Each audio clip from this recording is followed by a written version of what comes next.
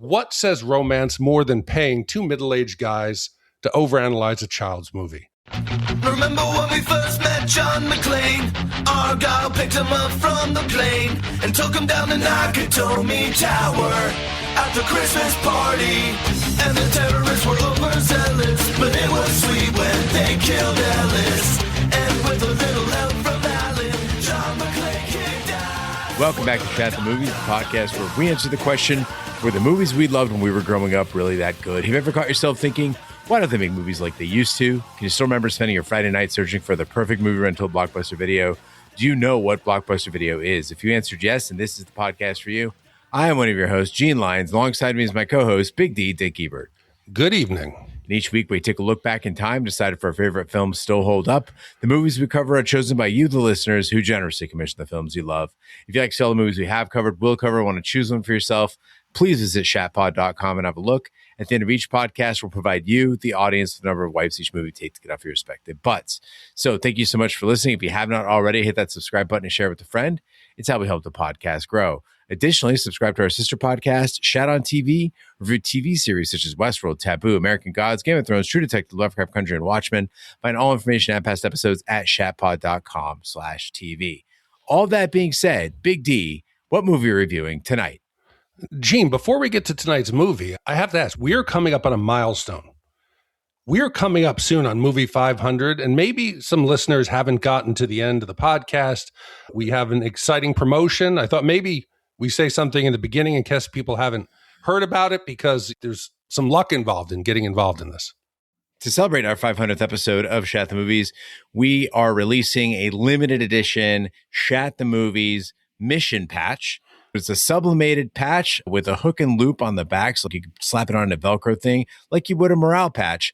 It's got a very special design with a few nods to the podcast history. I don't want to spoil them all, but there's a lot of Easter eggs in there you can hunt down. And we will have that for sale on the website, shatpod.com. It's a limited run of 50 patches, and we are selling them at cost. So basically, whatever it costs us, plus the shipping and handling, that is what's going to cost you. So we already have lots of people asking about them. We'll have details on how to purchase them on our social media. Also, we'll obviously make that a thing on the pod as well, let you guys know how to get them. So they are en route to Arizona right now. So I'll be shipping them out by hand. Please bear with me. But because there's only 50, we should be able to get them out pretty quickly. And they should come in at a low, low cost. I'm projecting under $15 a patch. I'll have the exact numbers when I actually figure out what the shipping is going to be. Shouldn't be much for patch though. Flat rate even. I think we should be able to get out the door for under $15. Gene, these are actually very limited. It's not 50, it's 48. Because I'm getting one. You're getting one. Yeah. You don't want to get left out. And again, made in America, right, Gene? They're made in America by a veteran-owned and operated company in Tennessee. Listen to me. Even if you don't like the podcast, support a veteran-owned business. Made in America. So we'll be excited to get that out. And I'm excited for tonight and excited for the movies getting up to the big milestone of 500. I can't believe we're closing in on 10 years. I think August will be the 10-year anniversary. The fact that we made it past, I think, the first 10, 15 podcasts, this has been a roller coaster. Glad still to be here sitting with you, Gene. Tonight's movie, this week's commission, it comes to us from Zach, courtesy of a gift from his partner, Megan, which honestly feels appropriate to me because what says romance more than paying two middle-aged guys to overanalyze a child's movie? And for the summer season, he picked Heavyweights, 1995, a movie that somehow convinced an entire generation that fat camp was normal, Ben Stiller was terrifying, and children's psychology was apparently optional. So he said, this is a summer movie. Sweet, humiliation, forced activity, and authority figures making questionable choices. So thank you, Megan, for the commission. Thank you very much, Zach, for listening and supporting. So, Gene, let's see if Heavyweight still carries some weight. And let's hear why they commissioned this film. I see what you did there. I'm learning from you. Come on. I can't be the O for 10 years. I won't say who my favorite host combos of the pod are, but I will say I'm thankful it's you two who have lasted. My connection with Gene is very geographically based. I live in the greatest city in the world, Chicago, and it will always be in my heart. I'm currently in the Bay Area, and I'm a short drive to the Santa Cruz boardwalk, where one of our mutual favorites, The Lost Boys, was filmed. My brother went to school in Ohio, my parents in Arizona. You get the idea. Big D, you're simply just the man and are hilarious. I appreciate your straightforward reactions and fearlessness to say some of the things a lot of the rest of us may be thinking. I grew up in the Chicago suburbs, the area where most of the John Hughes universe was filmed. Fun fact, my dad actually pumped iron with the assistant principal from the Breakfast Club during filming. A classmate of mine was an on-screen actor opposite John Candy and Uncle Buck, and my orthodontist's office was down the street from the Home Alone house while they were filming. I would have selected a Hughes movie, but most of the bangers have been commissioned. What finally pushed me into becoming a full-fledged commissioning shatter was my Spotify Wrapped for 2025. According to them, screenshot included for proof, I'm in your top 0.5% of listeners. Not 5%, 0.5%. Not sure how that one happened. I listen on my work commute and when I get steps in on my days off, but that 0.5% stat made me feel both proud and, well, like a 5-wipe listener. I decided I'd been freeloading for long enough, so here we go. My movie commission is 1995's Heavyweights. Like both of you, I went through a chubby phase growing up, and I'd be lying if I said it didn't leave a mark. I started working out as a young teen, not knowing that health and fitness would become my entire life and career. I started as a personal trainer, moved into operations, and now run a gorgeous club for the largest luxury fitness company in the world. I know who you work for, man. Heavyweights hits that perfect summertime nostalgia sweet spot for any 90s kid who didn't always feel great about themselves and wanted to stick it to all those losers with skinny wieners out there. And let's be honest, this is Ben Stiller's White Goodman 1.0. Tony Perkis walked so Globo Gym could run. The movie came out during that unique transitional era for Disney, not quite for kids, not quite for adults, and maybe that's why it still works. Stiller is hilarious, but the supporting cast absolutely holds their own, and it's endlessly quotable. I'm feeling skinny, Tony. Lunch has been canceled due to lack of hustle. Deal with it. I still love this movie today as much as I did then, minus the very end, which I think was unnecessary. I would have been perfectly happy with Tony being hauled off in a blanket and the kids reclaiming the camp. The end. But nostalgia aside, and based on your scoring history, I genuinely think this could be a sub-2 wipe movie. My score, 1.75 wipes. Laugh with it, laugh at it, or absolutely shat all over it. I'm here with the TP. Thank you for the minutes, hours, and years of entertainment. And Big D, I'm still waiting on that Clue rewatch update you promised us. Oh, and congrats on finally getting sponsors. Sincerely, your grateful 0.5%er, Zach. Okay, so I just want to say, I wrote Zach back thanking him for this email. I did rewatch it. Now, I told him I want to go and give my reasoning for it. It is far better. He is 100% correct. Okay. It was enjoyable. And I don't know, I think, yes, I was pissed at Roger and I was shitting on the movie out of spite. And you should never spite score. I did. After you and Sarah took me to go watch Rocky Horror Picture Show and I became a fan of Tim, and I think the comedy, it clicked more. So it's a combination that I was a vindictive bitch and I didn't understand what the movie was going for. But yes, it is far better, Zach. You're correct. We don't talk enough about the mindset you're under and the conditions you're under when you watch a movie for the review. And it does impact the way you feel about the movie. Unfortunately, these things are not fully objective, right? So Heavyweights, I watched late at night after Sarah and the baby had gone to bed on the couch. The next movie coming up, I watched on gummies. And so I had a kind of a different interpretation of that. My point is that in airing those scenarios, you could see how those little things would impact how you feel about the movie or just the things that you pick up on. We've talked how having a family, your time is constrained even more. Yes. So there's a lot of times where I'm watching this late at night once Emma and Vanessa have gone to sleep. And there's been moments, I won't say what films they are, where I turn them on and I see like 2 hours and 57 minutes. And I'm like, oh, no, not right now. So when this came up and it was like less than 90 minutes, I was all on board for Heavyweight. So this one, I was in a good place. Zach, I know you consider this a great summer movie and kind of a coming of age story for all of us chubby kids. But the last thing I wanted to do in 1995 was watch a kids movie. I never saw Heavyweights. I never saw The Parent Trap. I never saw Space Jam or Air Bud or Flubber or Good Burger or Dr. Dolittle, George of the Jungle. I never saw Harriet the Spy. We literally could do a spin-off podcast of that genre alone, 90s kids movies that Gene hasn't seen. Did you see any of those, Dick? Yeah, of course. Everybody saw Space Jam. But I mean, did you see them as a teenager? You would have been 22 years old. I think I was 23. Right. Okay. So the only one I remember was Space Jam, just because of Michael Jordan, the soundtrack. It was a big film that went beyond just like a teenage, Disney movie. I wasn't the target audience. We saw here that Zach listed all the points he had in common with the podcast and the genre of 80s and 90s film. You as a digital marketer, man, he is perfect. He hits every single bullet that he is our target audience, and that's why he's in the 0.5% or whatever it is. I was not in any of those movies. They were not marketing to me. I never even knew what this was. I saw the cover. They're holding up the sub, and it's the counselor who's in the middle of the sub. Oh, Pat's the hero. in the sub. I think Okay. Pat's in the sub. It's a hero. He's, so cute. Oh, so cute. There was no reason for me to dedicate at 23, 90 minutes to see this after-school special about the power of self-confidence. We'll get into it, about some of the actors, some who turned out successful, some who turned out not successful, some who died of sleep apnea, some who became very fit. But I'm glad that this was the choice. And thank you very much, Zach, for being in our top 0.05 or whatever percent.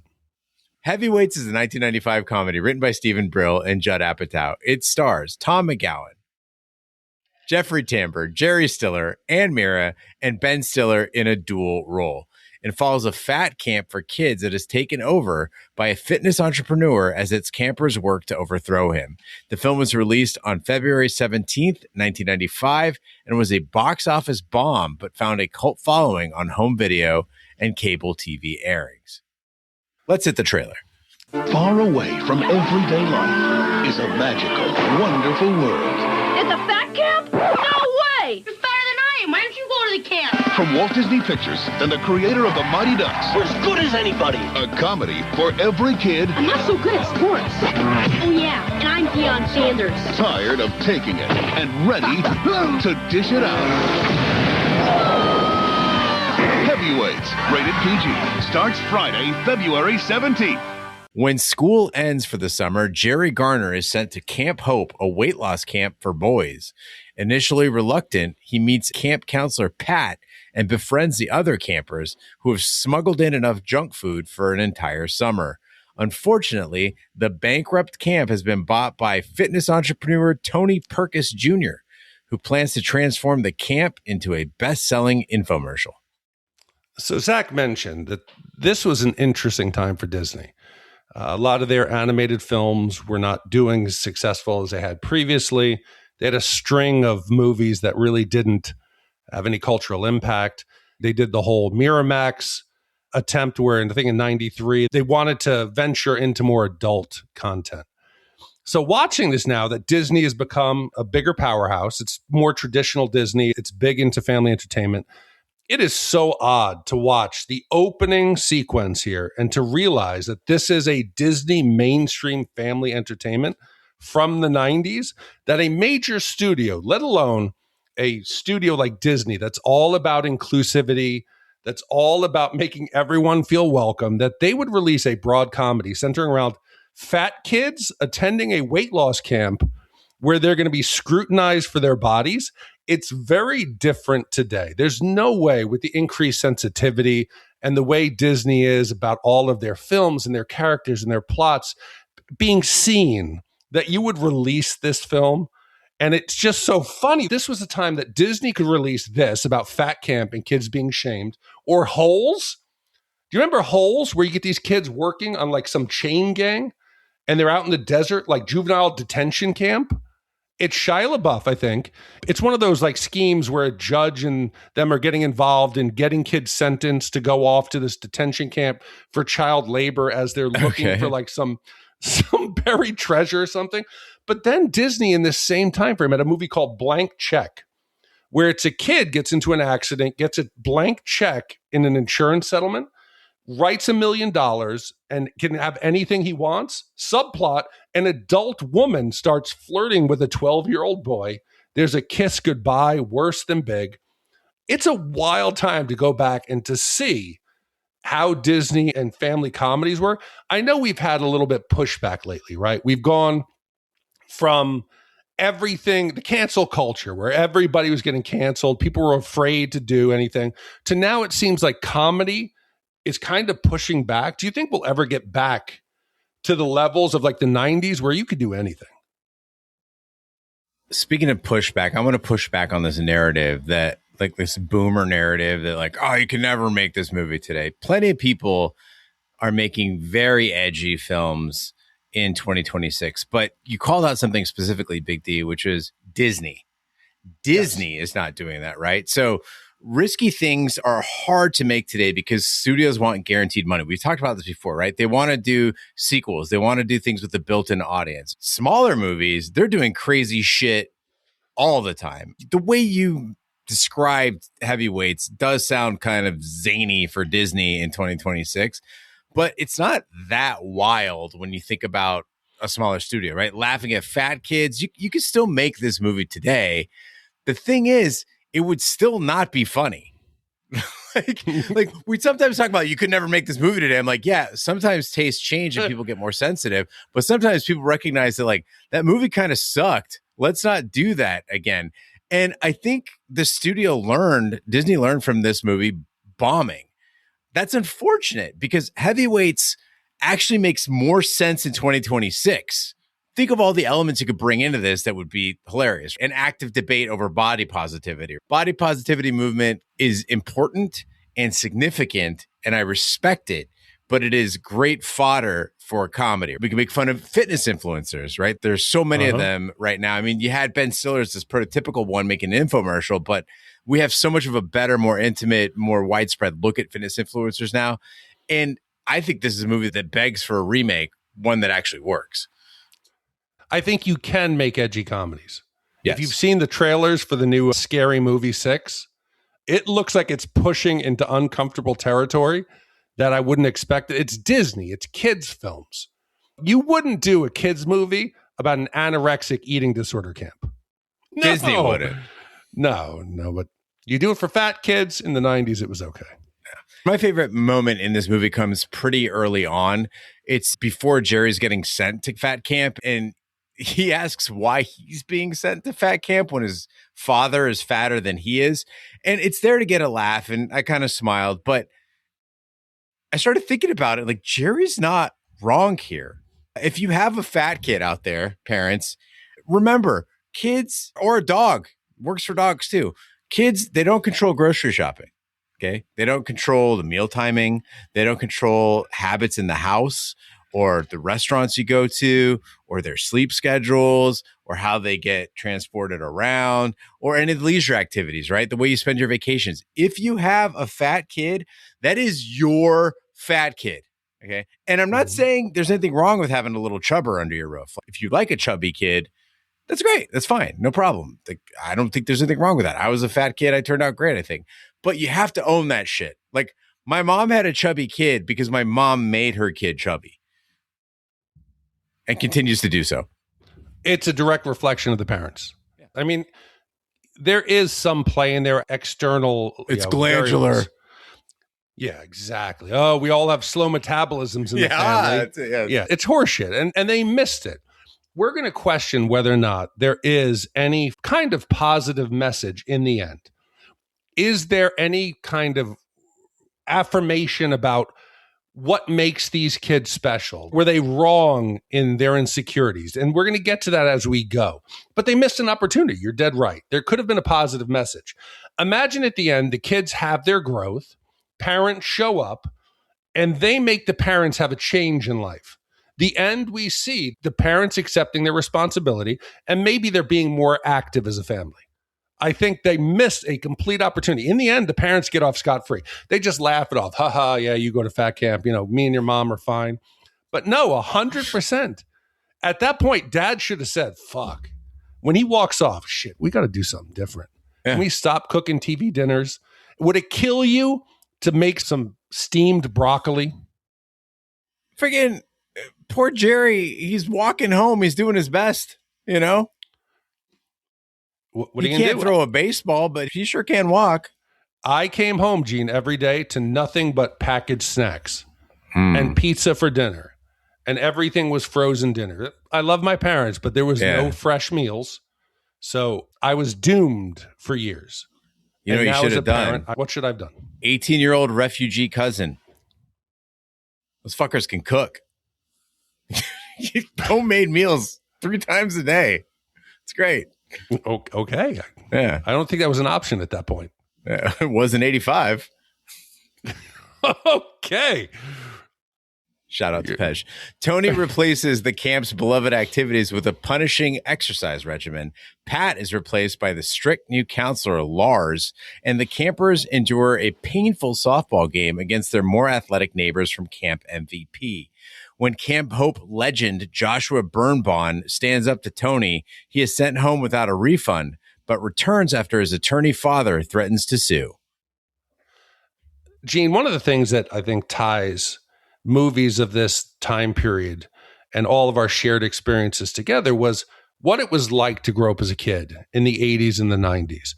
And there's so much that we have in common, whether it was the lack of supervision that parents back in the 70s, 80s, and 90s let you go out. They let you run wild in the streets. There was no helicopter parents. You went out, you came back when the street lights came on.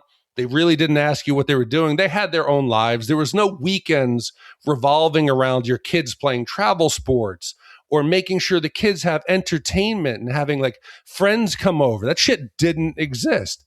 I was on a bike. I would go on adventures. The one thing that I differ on is what this movie hinges on, and it is a core memory of so many people that I am so jealous. I talked about the fact that I wish I'd gone to space camp. I dreamed about it. And when this movie comes on in summer camp and you see all these kids dreading going, but still I know how exciting everyone was to go to camp. My parents couldn't afford it, so I never really went. I went to the local day camp, but that was absolutely awful. This movie makes it look incredible, even though they're trying to say it's not. You'd be away from your parents. You could stay up late. You live in a cabin. You hide snacks into the bed, into the floor. You could stay up all night making weird friendships. You create inside jokes. You get in trouble. You're role-playing independence. They say college is where you learn to live on your own and grow. It's more than just the classes. This is where it starts. You go to summer camp. You learn how to navigate social interactions. You go to the dance. You get the hot girls from the neighbor camp comes over. People talk about the 80s, and they're like, oh, it was the greatest. I experienced it minus camps, and I'm jealous. Camp was great. Fuck you. I did camp in the 90s, but I cried every time I had to leave camp and come home. It was everything I wanted. You get out of the Arizona heat. You wake up in the pines every day. Where was your camp? Where was it?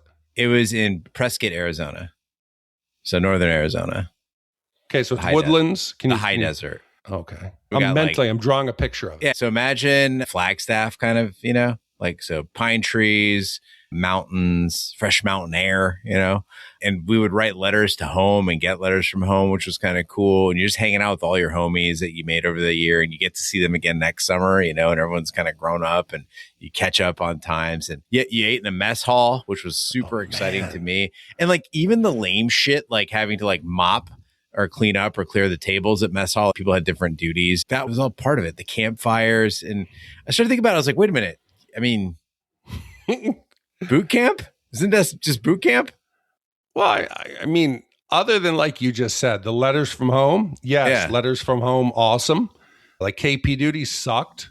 I think maybe if you had done camp with Tony, then that might have been it. But no, it was not a fun experience. But again, you look back on it. Now I look back on it and I remember the memories. I remember situations. I remember what I learned from it. So looking back on it, I think it was great. I don't think it was like camp. When you can call your parents at any time and go home from camp, right? I couldn't go home from the army. I wanted to. Maybe we would sit around, Gene, in like little groups and talk about what we missed. Yeah. You talk about music, you would talk about your family. And maybe in some ways, yes, there is that learning experience of being away from your comfort zone and your parents and forcing you to grow and forcing you to become a unit with your friends and meeting people you normally wouldn't. So yes, maybe basic training is very much like summer camp. You know, the other thing that was different from summer camp based training, girls. I see, but no, a lot of MOSs have females. And it becomes a problem. As a 12 Bravo, I did not see a single female my entire time in basic or AIT. I never served with a female in a unit. Yeah. So if you were like, I heard crazy stories about some of the MOSs that were mixed. That was not my experience. I mean, if Air Force Junior ROTC was any indication, that was basically like band camp from American Pie. Like everybody was just fucking everybody in ROTC. Yeah. And I personally did not, but I was still a virgin. But there were some, let's call them like ROTC 7s, you know, outside of uniform, she's like a 3, but in ROTC, definite 7. You remember we talked about Action Park in Vernon Valley, New Jersey. It was this water park that was reckless, run by kids. People were being like paralyzed and killed and injured every day, but it was normal. So I have to ask you how summer camps, the sleepaway camps were specifically. Yeah. Because I'm watching heavyweights now as an adult, and my experience, I'm seeing a lawsuit everywhere. I have an umbrella policy for my house, $1 million. I have to, because I have solar panels, just in case a solar panel blows off the roof and kills somebody. So I'm aware of liability. So every activity in this camp, I'm thinking, oh, fuck, that's going to shut them down. You got the Blob, that giant inflatable balloon on the lake that launches kids into the air.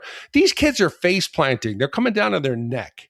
I'm immediately thinking somebody's going to get hurt. You got baseball. You've got these overweight kids, limited activity. You know they have maybe some diabetes. They got some elevated heart rate, sleep apnea. They give them no protective equipment. They're taking balls off of the nuts, the knees, the face. One of the kids gets a concussion. They shake it off, throw him back in the outfield. Tony takes over, and he takes unconditioned campers on a 20-mile hike. No physicals, no fitness assessment, no medical clearance. Did you have bathrooms where the stall door was from your chest to your head with your waist down to your feet exposed to anyone there? This entire thing looks like a liability, and I'm wondering whether the camp was going to get closed and they sold out, not because of a reduction in enrollment, but because of lawsuits. I mean, this shit's kind of par for the course. We played water polo in a pond. You know how dangerous that is? You got kids like grabbing onto each other, trying to defend while they're swimming with a ball, and maybe 30 yards from shore in open water, no lifeguard, and you're just playing water polo. Like, there's a reason why horror movies and comedies love summer camp, because there are just infinite ways to die or at least get badly hurt. Maybe that's why you don't see so many summer camps, is because like the insurance has got to be insane. We snuck out of our cabins to go hang out with the girls' camp next door. We were encouraged to climb trees. That was an activity. Go climb trees. They're pretty fucking tall, man. Sliding down creeks that had like sharp rocks. And there was, I think, a place called Slide Rock, where it's literally a rock that water runs over and you just slide down it. And if you catch the wrong part, you're going to be bleeding. We rode horses. You ever play Bull of the Woods? No. Bull of the Woods. They put 2 kids on a giant log that's on its side, like a tree that's fallen over. And the goal is to get the other kid to fall off the log. That's the rules. Did you do archery?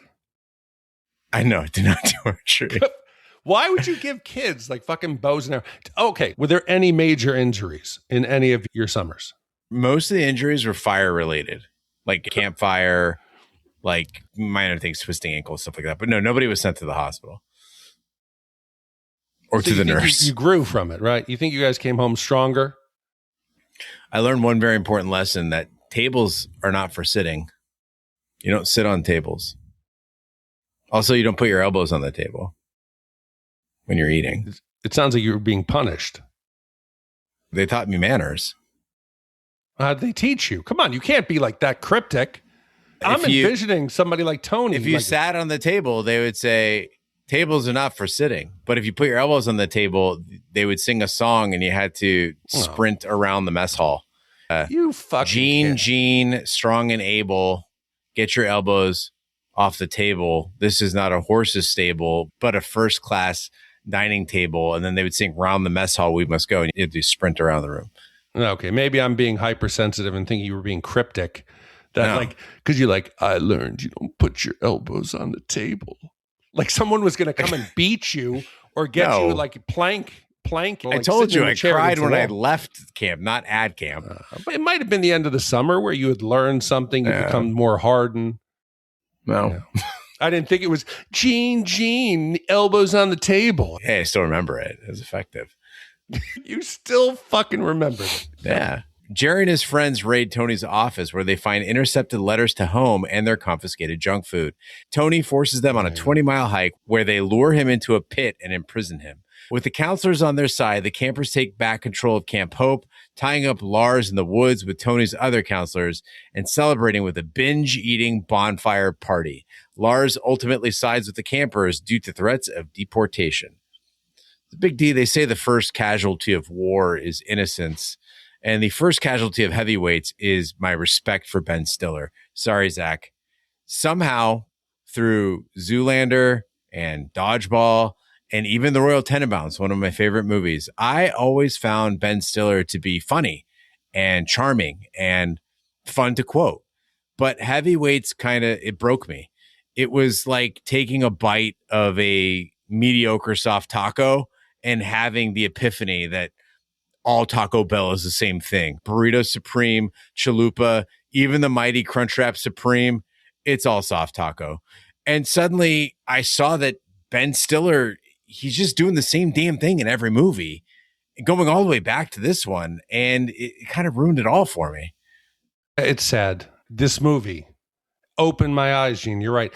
Every single role Ben Stiller has done brings me back to this and seeing it is a very limited scope. His talent seems to be confident, egotistical, overachieving idiot.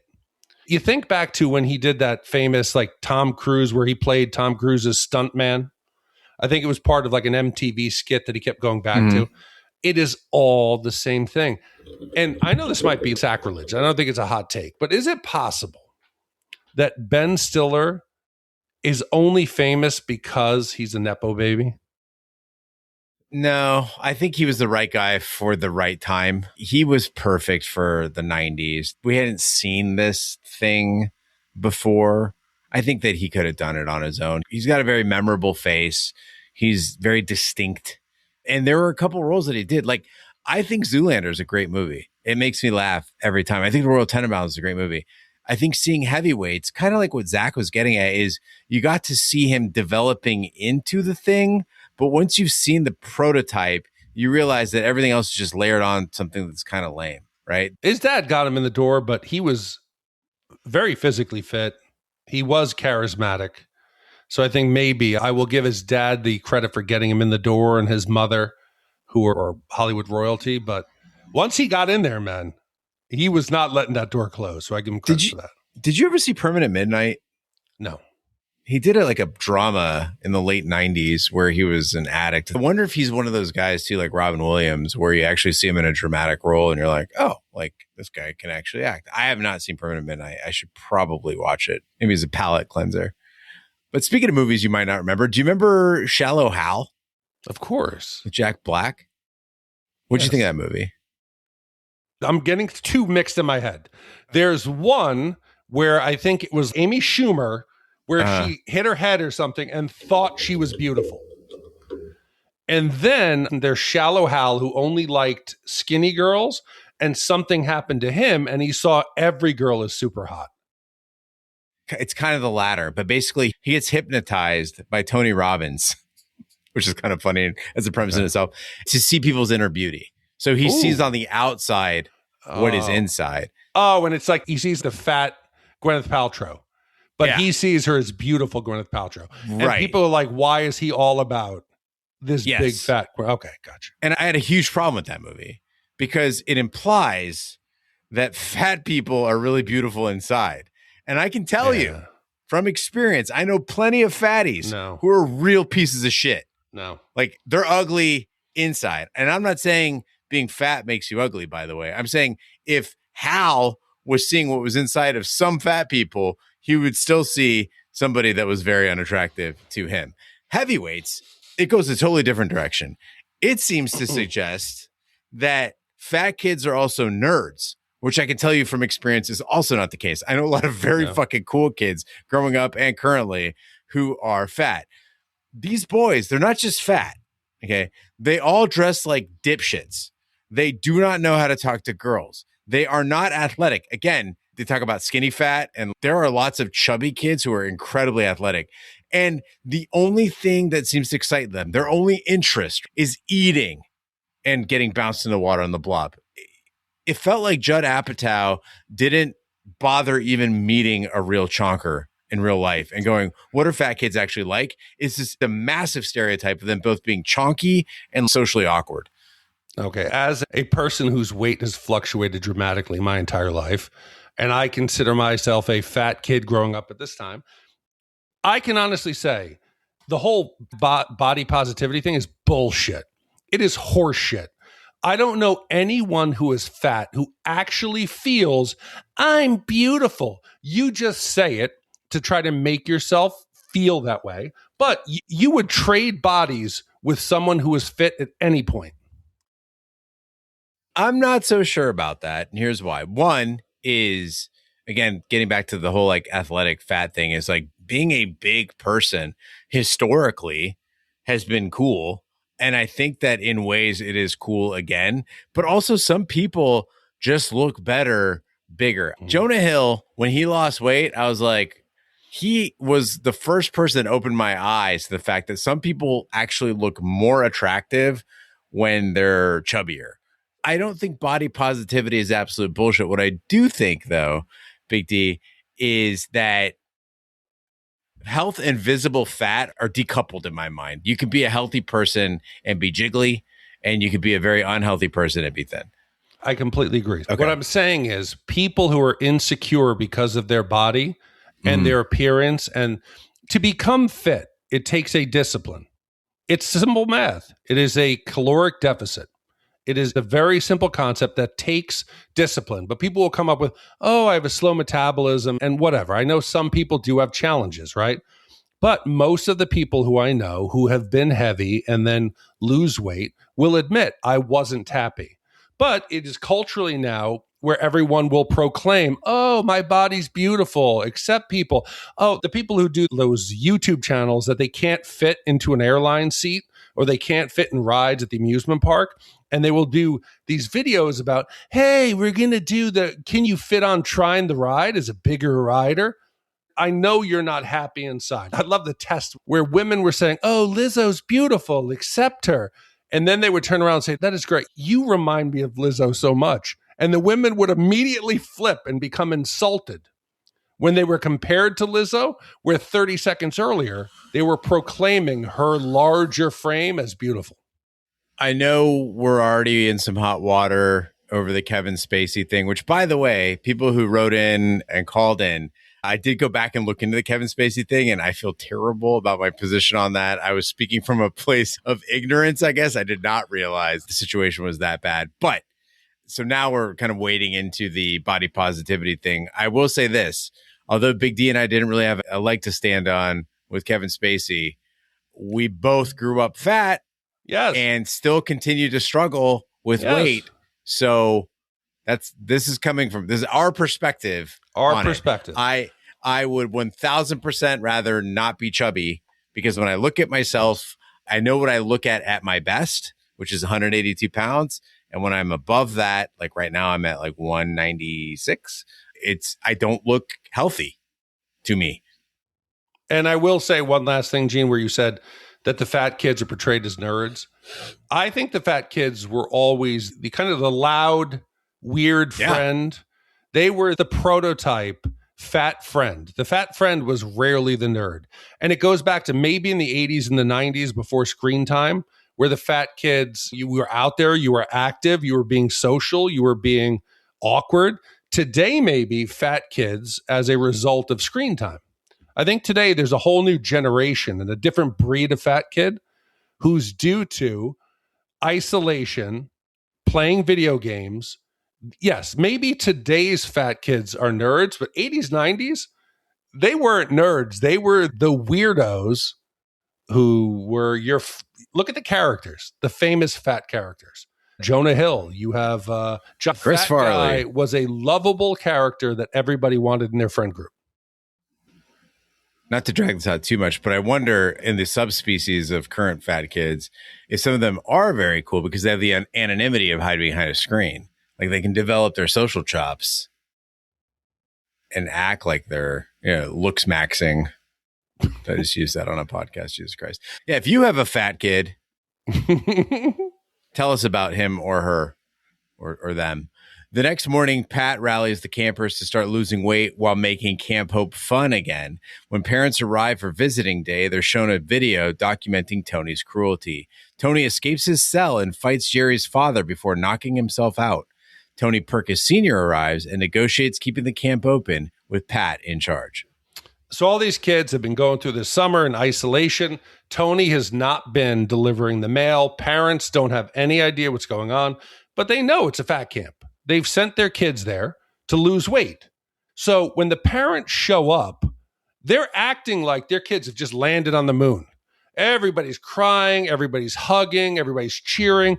I know you've missed your kids, but what are they proud of? What's happened? All the kids, they've gained weight since the parents dropped them off. Why all of a sudden are they now proud of the kids? Then they find out that the kids have basically kidnapped the owner. They staged a coup. They've ignored the authority. They've spent weeks eating junk food. They're chugging literal, like chocolate syrup. They're eating like entire pies of pizza. It is a Disney film that's glorifying gluttony. Parents show up. Our kids are great. In the end, what did they learn, Gene? There was no lesson of true, like how to eat healthy, how to exercise, how your body functions. All they learned was one class on how to make pasta primavera and then how to go on a leisurely nature walk. But yet the parents are treating this like this is life altering. Big D, sometimes you just got to look at a summer camp or a country and say, things got a little messy there for a second, but I'm glad you kids stood up to fascism and enjoyed yourselves. And I think that's a lesson a lot of us could take to heart in November. When we got to the final showdown with Tony Jr. and then Tony Sr. showed up to hand the camp off to Pat because Pat hasn't found a way to move on after 18 years, I thought the movie was over. Things felt resolved. The kids had the rebellion. There was a final fight with the big boss. The scheme was revealed to the parents. The good guys won. And you praise this movie for being 90 minutes long. Do you think that even at 90 minutes, it would have been a better movie if they just wrapped it all up here and didn't extend the next 10 minutes into the Apache relay? 100%. Yeah. I don't think it was needed because I still question, is Tony Perkins a villain? He's portrayed as a villain. I have to argue he is not. Gene, listen, okay. His whole idea of turning it into an infomercial, yes, it's flawed. Yes, it's wrong. But he isn't overly abusive in his flawed way. He's trying to teach the kids, don't hide treasure troves of candy in the floor. Become more active. Get out there, have respect for yourself. He does it in a flawed way. But his message isn't terrible. He's not beating them. He's not abusing them. He's not completely tormenting them. Maybe Lars is a little off base, but I think Tony, no, he's not that bad, but you could have defeated him here. We introduced the parents learn. Maybe a little piece of Tony should have stuck with the kids. I think you do that. They overthrow him. Tony realizes I was wrong. Maybe I will have the kids as equal party on the video where the kids talk about what they've learned. Yes, you did not need the whole Apache relay because it didn't teach any lesson that we even witnessed being taught on screen. So yes, I ended here. Karate Kid style. That's it. It's over. Yeah, Daniel, it's over. Like Daniel Crane kick, boom, smash cut to the credits. There you go, Zach. Well, under Pat's leadership, the campers prepare to face Camp MVP in their annual competition. In the final go-kart race, Jerry wins the competition for Camp Hope. Demonstrating that having fun is more important than winning, Pat throws the trophy in the lake and kisses Nurse Julie. Jerry thanks Pat for the best summer of his life. And in a post-credit scene, Tony is now an unsuccessful door-to-door salesman who sells healing crystals. So now I'm thinking more about the Apache relay. The extra little bit at the end there, right? I think it works even less than I originally thought, because in order for this to have some kind of payoff, the kids should have realized and should have learned something. There should have been something special inside of them that once it comes down to the Apache, they've learned it's not about what my body weight is or what my BMI is or what my A1C is. It's about how I feel about my special skills. All right. Think Revenge of the Nerds. Lamar. Javelin. His limp wrist was specially designed for that javelin that allowed him. Gilbert and Lewis, their knowledge of technology allowed them to set up the talent show. That makes sense. Everybody contributes. Everybody's got a special skill. The underdogs prove they belong. In heavyweights, it's the opposite. These fat kids literally fall down and roll down the hill. They get smoked in every single event.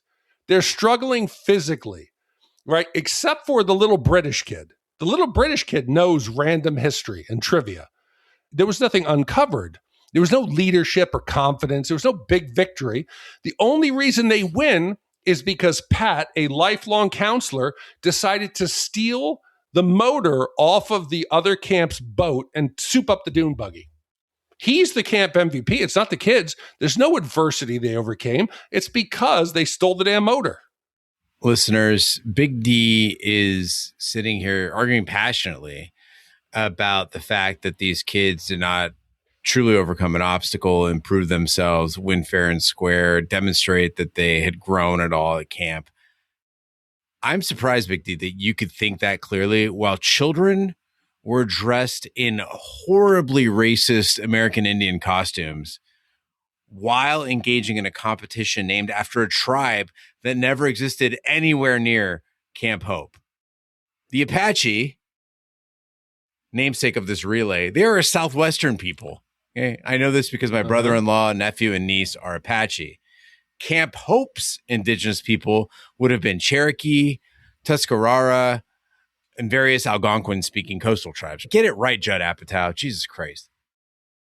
And in the end, the Academy Awards really needed to add an Oscar for most believable adult in a kid's movie, because these people, the adults in heavyweights, they are doing the hardest work in Hollywood. And Zach gave them a shout out, right? Ben Stiller's co-stars. Did you really get a good look at Tom McGowan or Leah Lale as they try to act excited for these kids or make sense of this script or force this like sheer exhilaration that was utterly uncalled for by the events of this movie? It hurt my soul, Big D, to watch. And it just kept happening over and over again. These cheeseball moments were like, yeah, you did it, Jerry. Yeah, you did it, kids. Just get me out of this movie. Gene, I couldn't focus on that because I was so focused on the inaccurate depiction of the native tribes. Thank you. Of this local region. I couldn't focus on it, Gene. But I do have to tell you that in the end, if anyone did learn a lesson from this film, a couple of the actors may have. Because of the cast, Gene, there was one who learned a lesson from Tony and one who didn't. You've got now the actor who played Jerry, right? Jerry is kind of the schleppy main character. He's not as charismatic as an actor. He's a soft boy. He's a soft boy, soft actor, and that's why he did not become as famous as many of the other cast members. He was in D2, again, played a fat kid. So I looked him up. He's in his 40s. He looks good. He looks really, really physically fit. He looks like he's done some action roles. Great shape, muscular, healthy. Looks like he won the Apache race. Now, the kid who didn't is Salami Sam.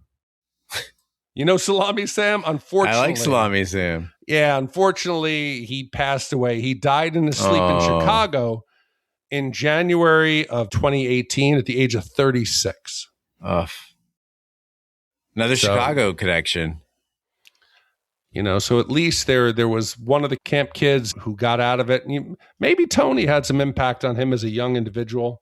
And Salami, R.I.P. Salami Sam. Yes, rest in peace, Salami Sam. You're a real hero. He is. Now it's time in the podcast to give our wipe score for heavyweights. The wipe score is our way of telling you how many wipes the movie takes to get out of your respective butts. 0 wipes, a perfect movie. It's when you're crazy about my gal.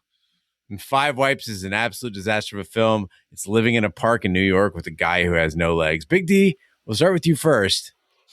What's your wipe score for heavyweights? I feel bad because it's like Zach laid out why this movie is special for him, and I feel bad saying anything negative about it, but I have to be honest. It's a 4 wipe movie. I think it's pretty bad. I think the big problem is it doesn't follow any traditional structure. Jerry needed an arc.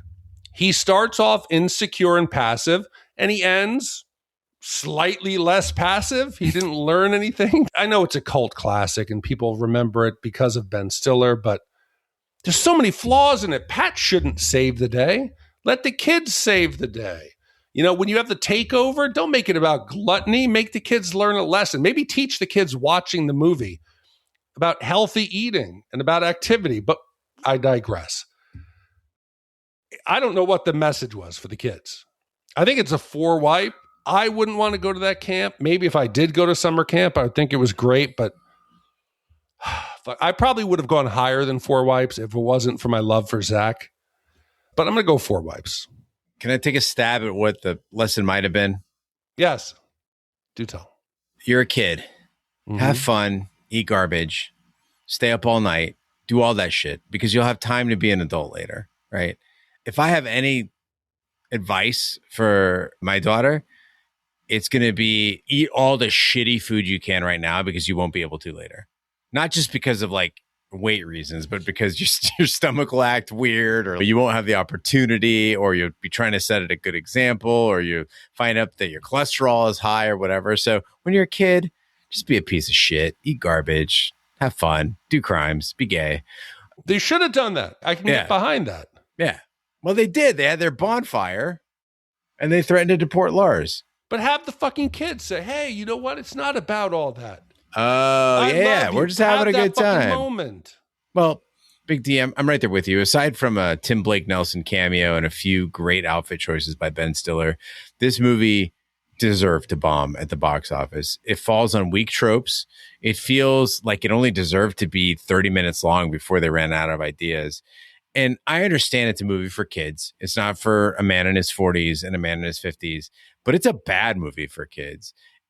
I think, Zach, if I could take a stab at this, knowing how you grew up, you know, when your orthodontist is right by the Home Alone house and you know a guy who was in Uncle Buck, you know, maybe that John Hughes, Chicago, suburban sort of feel-good energy, like that got into your blood at a young age.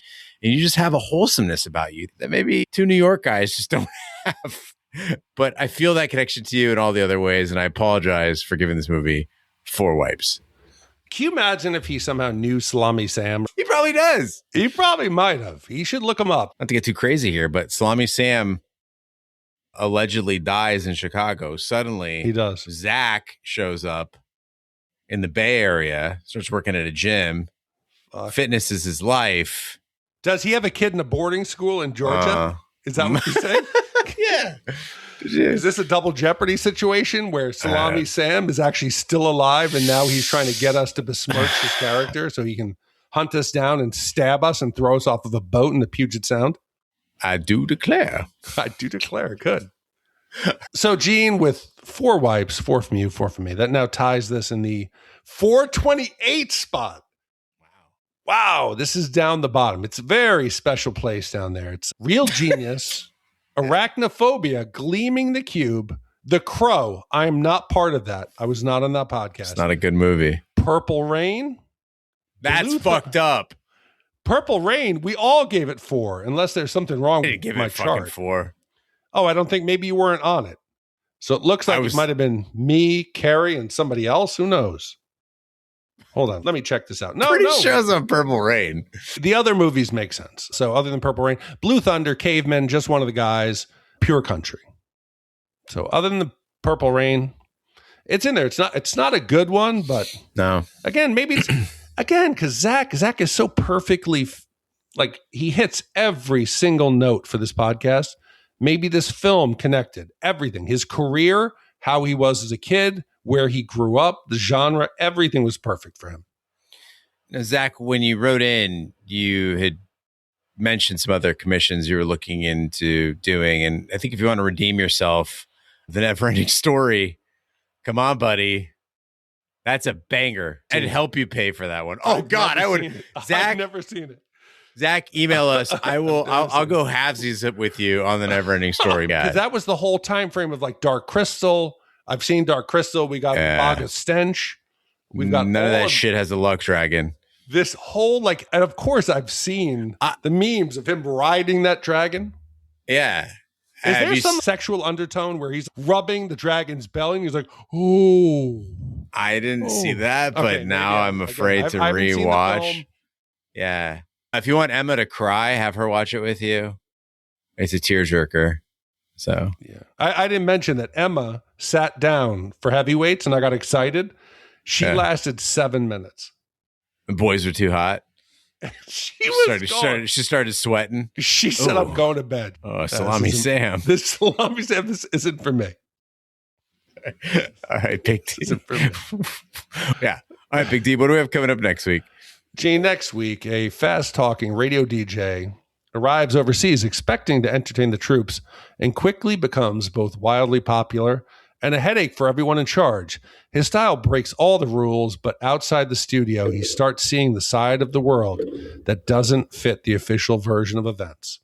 The laughs come fast, but so do the moments that hit harder than expected. Next week, we're reviewing a movie about rebellion, culture clash, and what happens when personalities collide with authority. Came out in 1987, budget was $13 million, made $124 million worldwide. This is a big film, very different than Heavyweights. Mm-hmm. So it will be good to contrast these two classic films. Has naked kids in it. There's that. Skinny naked kids, not fat naked kids. There's no fat kids in Vietnam. In the 60s. I'll be looking out for that. Well, thank you, Benjamin, for our upcoming commission. Thank you, Zach, for commissioning Heavyweights. Thank you to all the commissioners who make this podcast possible. That concludes this week's episode of Shat the Movies. Be sure to follow us on social media and share with a friend. We're on Facebook, Twitter, Snapchat, and Instagram at Shat the Movies. You can email us, host@shatpod.com. Support the podcast by buying our merch or commissioning your own movie. Find all information by visiting our website, shatpod.com. Also, check out our sister podcast, Shat on TV, review TV series such as Lovecraft Country, Westworld, True Detective, Taboo, American Gods, Game of Thrones, and Watchmen.